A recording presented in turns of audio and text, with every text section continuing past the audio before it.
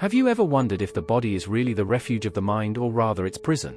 You are not here by chance, the universe has led you to this moment to fathom a truth as old as life itself. For thousands of years, the greatest thinkers of philosophy and spirituality have been struggling with the question of how the body and the mind really stand together. Is the body a sacred temple, a place of connection to the divine, or does it limit the spirit and hold it in a cage of the physical world? In ancient traditions and teachings, the body was often considered a sacred vessel. The idea that the body is a temple of the spirit permeates many spiritual writings. From yoga to Buddhism to the wisdom of Greek philosophers, these traditions emphasize that the body can be a bridge to the spiritual world, a medium through which we can touch and experience the mysteries of existence. The body is seen here as a tool that allows us to experience and embody the mind. But in the midst of all this worship, the question arises, does the mind remain free through the body or is it tied to the limits of physical reality? Let us look at the wisdom of Plato, who in his famous cave-likeness metaphor describes the idea of a spirit held captive by a limited perception.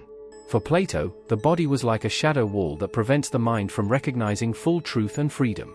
So is our body, a kind of cave in which our mind lives, only able to look at the world through a veil of sensory impressions? And if so, is it possible that we confuse physical reality so much with our true self that we keep ourselves in a prison of sensations and impressions? In contrast, the spiritual teachings of many Eastern philosophies see us as souls with bodies, not as bodies with souls. The body is seen as a shell that does not limit the true nature of a person, but gives us an opportunity to experience. But here, too, the question arises, do we experience life in its fullness through the body, or does the body limit us by binding the mind to the world of the physical? This dual perspective, the interplay between body and mind, is the key to a question that is far more than just intellectual, it is personal and existential. Each of us carries this question within ourselves, whether consciously or unconsciously. Am I my body, or am I my spirit? This question runs through our lives, our decisions, our fears, and our dreams. But that's just the beginning. Now we come to the fascinating role that our body plays as an anchor in the physical world and how this connection shapes us and sometimes also challenges us to understand the limits of the pure mind. The body binds us to the physical world in a unique way. Through it, we experience reality through our senses, seeing, hearing, smelling, tasting and feeling. These sensory impressions shape our image of the world and determine how we perceive the reality around us. Our body is, so to speak, the tool that enables us to exist and act in the material dimension. It gives us access to the fullness of physical experience, and through it our consciousness unfolds in the here and now. But this anchor also has its dark sides. The senses distract us, they can deceive us and conceal the perception of the true nature of our existence. By longing for physical needs, hunger, thirst, warmth, we are always withdrawn into the world of the tangible. This sticking to the needs of the body creates a bond that can immerse us in a way that goes far beyond physical reality. The body demands that we pay attention to it, that we take care of it, that we pay attention to its limitations and its needs. In a way, the body thus represents a kind of border for the mind, a framework that restricts and directs our perception. For what if we could see beyond the sensory perceptions? Would we then experience the world differently?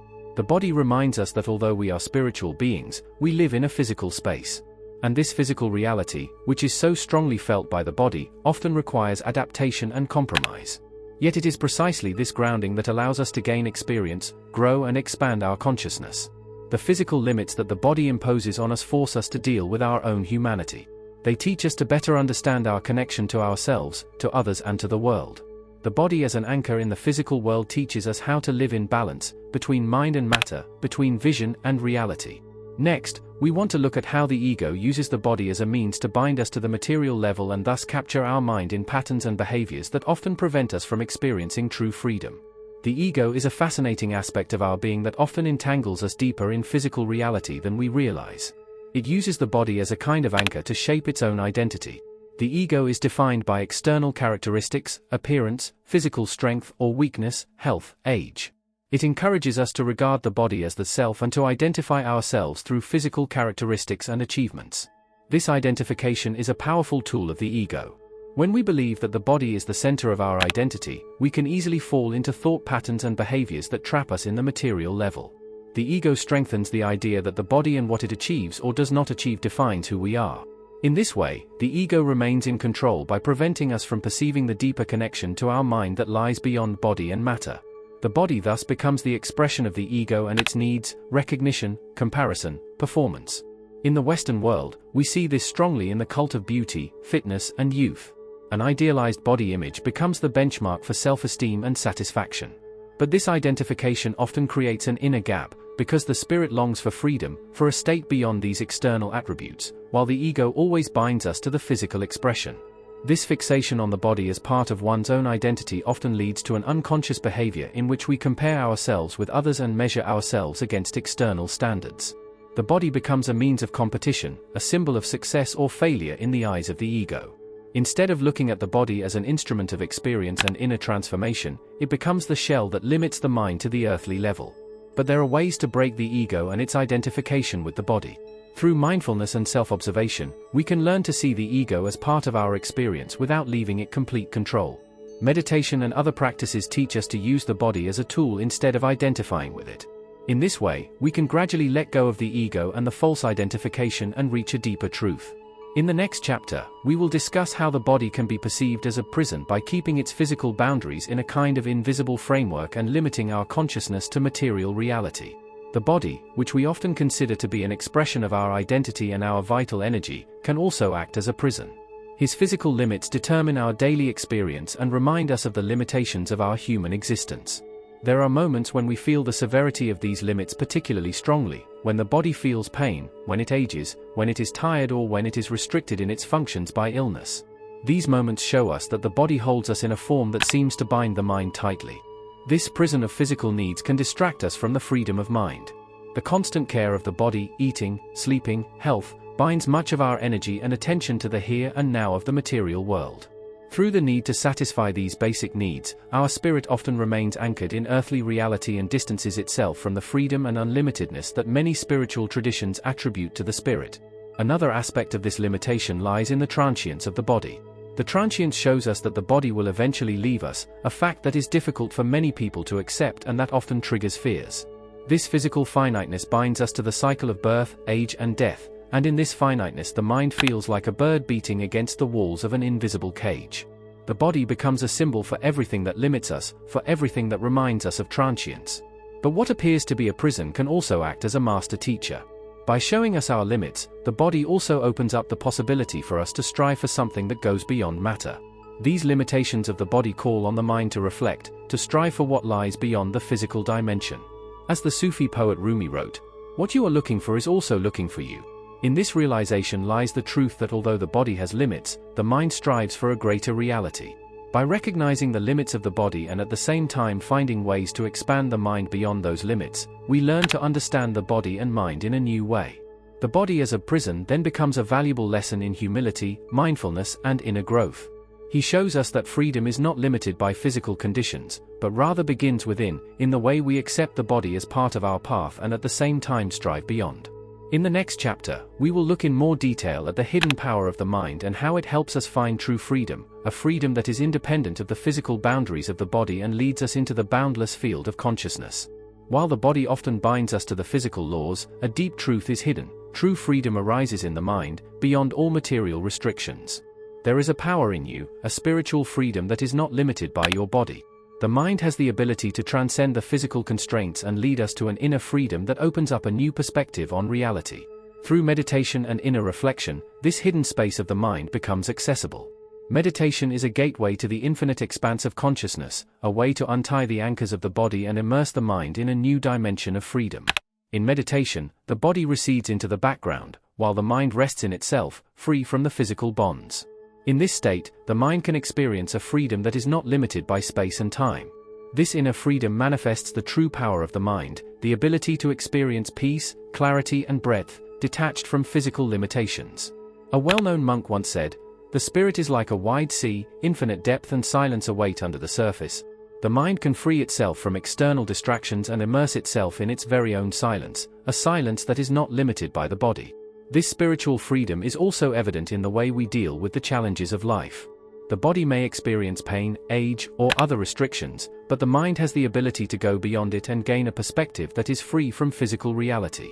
In this inner freedom lies the power to look at suffering and pain in a transformative way and to preserve one's own peace, regardless of external circumstances. The path to spiritual freedom does not mean denying or ignoring the body, but considering it as a tool that leads us into silence. Understanding that the mind is free helps us to relativize the physical limits of the body and to recognize ourselves as much more. This realization brings peace and a deep serenity, an acceptance of physicality, and at the same time the knowledge that we are more than just the body.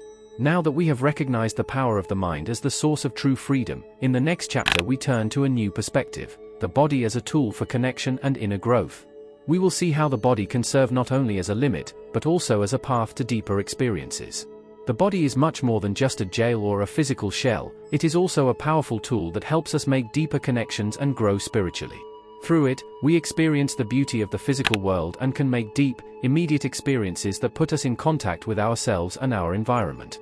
In this role, the body becomes a means of connection that helps us better understand ourselves and life in all its facets. In spiritual practices such as yoga and Tai Chi, the body is consciously used to calm the mind and lead it to greater harmony. Through the movements, the breathing, and the mindful perception of the body, the connection between body and mind deepens. These methods teach us to use physical experience as an access to inner tranquility and deeper consciousness. The body becomes the medium through which we can harmonize the mind and find a balance between the inside and the outside. In addition, the body is a mirror of our inner states. Emotions such as joy, sadness, or fear often manifest themselves physically, be it as heart palpitations, warmth, or relaxation. These physical sensations give us clues about what is happening inside us. When we learn to listen to our bodies, we realize that it sends us messages that help us better understand our innermost beings. The body shows us when we are stressed or relaxed, when we feel safe or insecure. Through these messages, He opens the way for us to inner growth. In moments of deeper mindfulness and meditation, the body can even become a gateway to higher states of consciousness. When we perceive the physical sensations mindfully, without holding on to them, we begin to discover the subtler levels of our being behind them. The body leads us into a presence that allows us to experience our true selves, beyond thoughts, ego, and physical limitations. In these moments, the body becomes the channel through which we find access to a deeper, spiritual dimension. Through the body, we experience not only the material world, but also the hidden depth of our existence. He teaches us to respect and maintain the connections between body and mind. By focusing our attention on the body and taking its signals seriously, we realize that every physical experience is also an invitation to reflection and growth. The body is thus far more than a limit or a tool, it is a valuable teacher on our spiritual path. In the next chapter, we will discuss the concept of transcendence and ask ourselves how we can grow beyond the body without denying it, how we find the balance between physical experience and spiritual freedom and thus enter a new dimension of self-perception.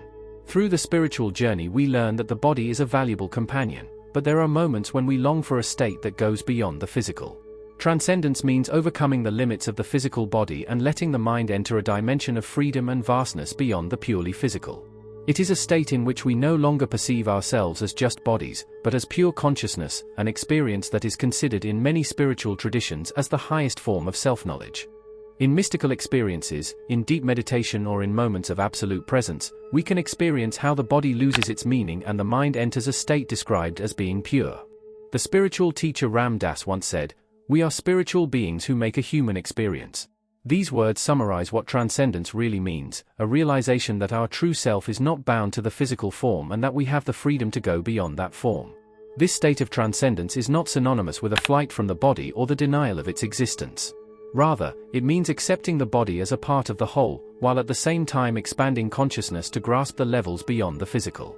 By reaching this higher state of mind, we can find a balance between physical life and an inner, boundless freedom. It is the immersion in what lies beyond the visible, and the realization that our being extends far beyond the physical shell.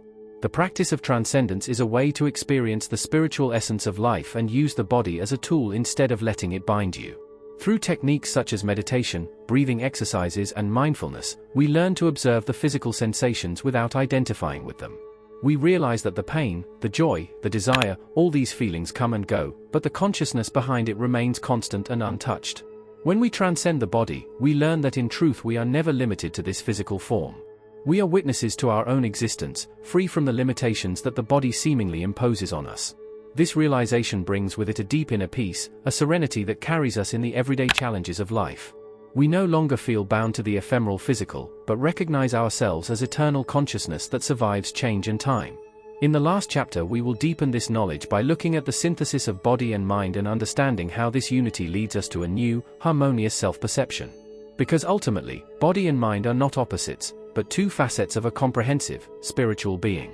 At the end of this journey, we come to the realization that body and mind are not separate entities, but are connected in a deeper unit. Together they form the fabric of our human experience, in which every breath, every sensation, and every thought is interwoven. What at first appears to be a duality, body as a physical boundary and mind as free consciousness, reveals itself on closer inspection as a harmonious interplay of two facets of our existence. This synthesis of body and mind allows us to understand the limits of one and at the same time develop the potential of the other. The body teaches us mindfulness, presence, and acceptance of the physical world, while the mind opens us the freedom to look beyond the purely physical and to immerse ourselves in the depths of consciousness. By uniting these two sides of our being, we find a way to live in the physical world without being completely limited by it. We experience the transience of the body and the eternity of the spirit, and in this tension the beauty of life arises.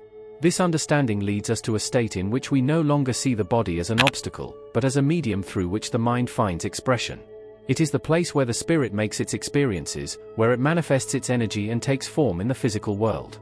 The body is no longer a prison, but a gate through which we can experience ourselves and the universe. By harmonizing body and mind, we learn to use the wisdom of both levels, the depth of the mind and the presence of the body. We feel how this synthesis leads to inner peace and a sense of wholeness. We are no longer in contradiction to our own physical nature, but recognize that our path to fulfillment lies precisely in this interaction. The spiritual freedom of the mind and the sensory experience of the body complement each other and create a consciousness that is both connected to the earth and directed towards the sky. In this unity between body and mind begins a new chapter of our self-perception. We are no longer either body or spirit, we are both at the same time. We find a deep harmony that teaches us to enjoy our life in the material world without losing ourselves in it, and to live in the spiritual dimension without losing contact with the earth. This synthesis allows us to be free and at the same time to be grounded, conscious and yet in the flow of life. With this insight our journey ends, but it is at the same time the beginning of a new perspective on our existence. May this understanding of body and mind as unity pave the way for you to inner freedom and a fulfilled life.